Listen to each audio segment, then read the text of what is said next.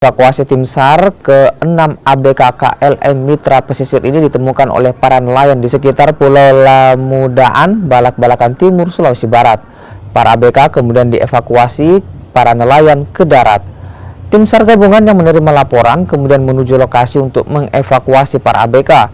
5 ABK dievakuasi ke Pelabuhan Berau, Kalimantan Timur, sementara 1 korban lainnya dievakuasi ke Pelabuhan Mamuju. Sebelumnya, KLM Mitra Pesisir rute Pelabuhan Baru, Sulawesi Selatan menuju Pelabuhan Batu Putih, Kalimantan Timur alami kerusakan mesin di sekitar perairan Mamuju pada 16 Juli 2024 lalu.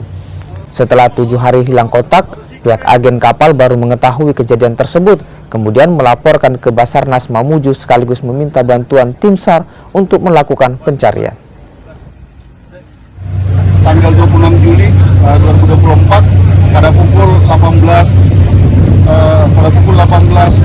local time waktu Indonesia Tengah, KN SAR Parikesit sudah sandar di Pelabuhan Mamuju dan membawa korban ABK dari KLM Mitra Pesisir.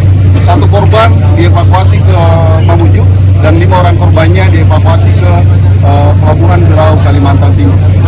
Untuk kondisi korban saat ini semua dalam keadaan selamat semua, akan tetapi kesehatannya menurun karena sudah terombang-ambing dari tanggal 16 sampai dengan tanggal 26 hari ini. Korban ditemukan di perairan Lamudaan, Balak-Balakan Timur.